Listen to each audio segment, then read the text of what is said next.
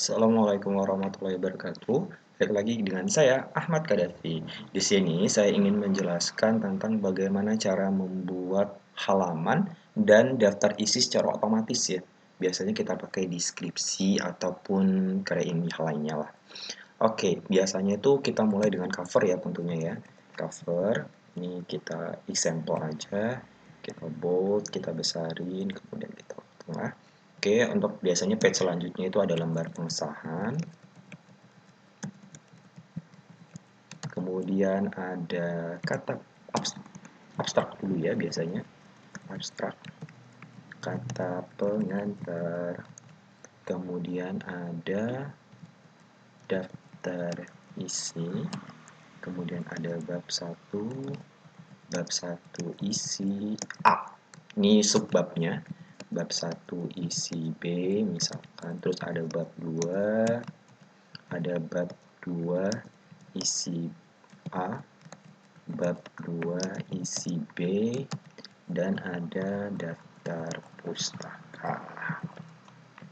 Oke, di sini kita misalnya ada beberapa page ya.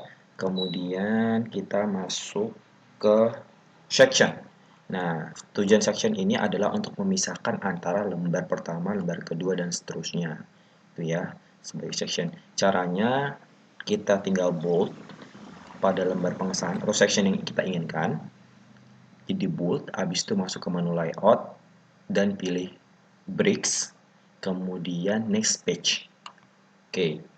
Nah, berarti antara cover 1 itu cover itu sebagai section 1 dan lembar pengesahan itu sebagai section 2 dan seterusnya. Nah, di bab 1 ini kita ingin pisah lagi nih.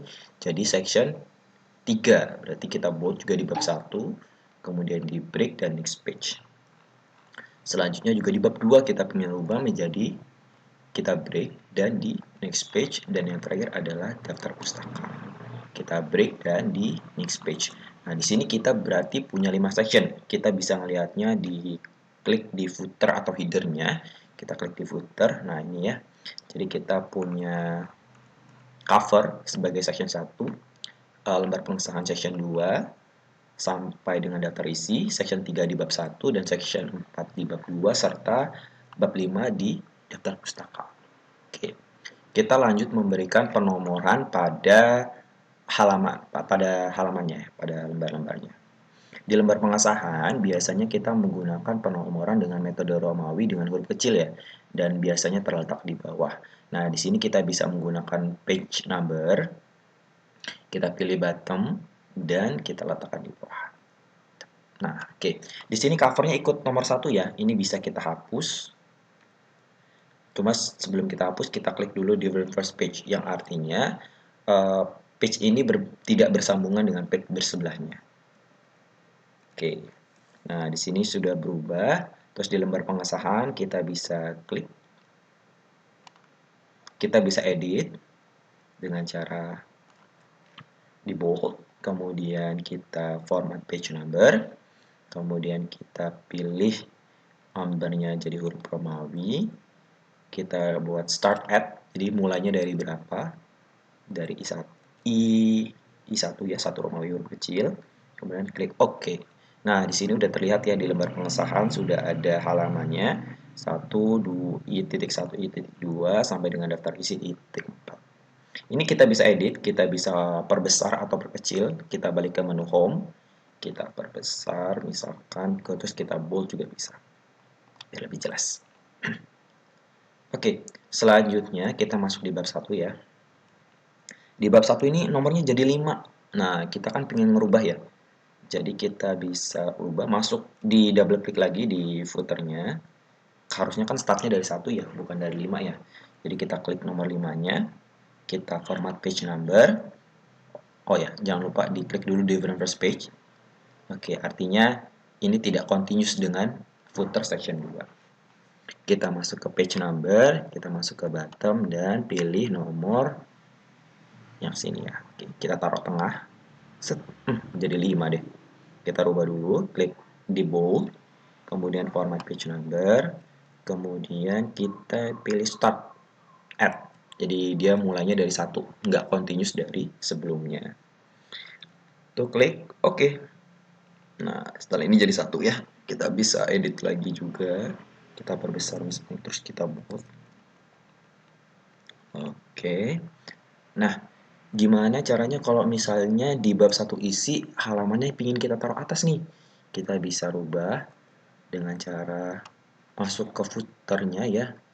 Terus di sini jangan lupa ditaruh di sini dulu, masuk ke design, kemudian page number, dimasukin ke top page, kita taruh paling kiri misalkan. Nah, ini nomor 2 ya. 1 2 3. Oke. Nah, yang di duanya kita bisa hapus yang di bawah. Nah, oke. Ini hilang 2 3. Nah, yang di sini masih tetap ya. 2 3. Nah, ini bisa kita perbesar, kita edit sesuai. Nah, kemudian di bab 2, nah bab 2-nya ada footernya nih. Jangan lupa kita pakai different first page juga, karena dia menandakan bahwa ini tidak berhubungan dengan page sebelumnya. Oke, nah ini udah jadi ya, keempat, 4, 5, dan 6. Kemudian yang daftar pustaka, jangan lupa, karena ini juga different first page, jadi kita taruh di bawah, ke-7. 4, 5, 6, 7. Oke, ini halamannya sudah selesai. 5, 6, 7. Kemudian kita buat daftar pustakanya. Nah, biasanya daftar pustaka kita bisa gunakan fitur yang di sini ya. Di sini kita gunakan sistem heading. Ada heading 1 dan heading 2, heading 3 dan seterusnya. Biasanya kita pakai heading. Heading itu untuk sebagai first beginning-nya. Untuk di awal kita bold, kemudian kita edit dulu ya, kita rata tengah. Ini pokoknya kita sesuaikan dengan keinginan kita. Besarnya juga bisa kita rubah. Oke. Contohnya cover. Nah, untuk selanjutnya kita bisa format painter atau menyamakan format yang masuk ke heading 1 saja, seperti cover, lembar pengesahan ini heading 1, kemudian abstrak heading 1, kita format painter lagi, kata pengantar, daftar isi, bab 1 isi.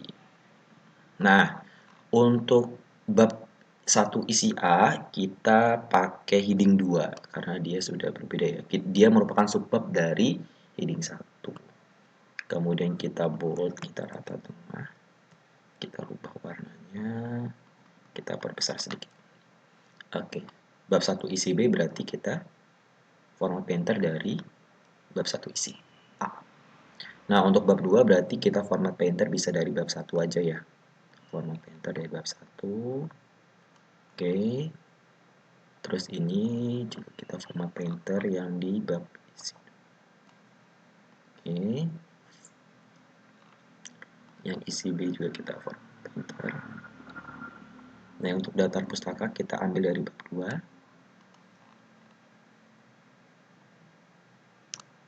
Oke, so udah selesai, tinggal kita masuk ke menu daftar isinya.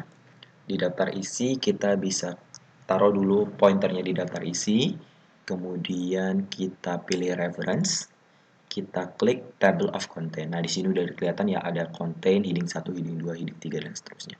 Kita klik yang ini saja. Oke, dan tara, sudah selesai. Kita bisa edit juga, kita bisa hapus nama pertamanya. Terus ini kita juga bisa edit tulisannya, mau formatnya seperti apa. Misalnya Times New Roman atau apapun, kita sesuaikan dengan tulisan yang kita inginkan. Oke.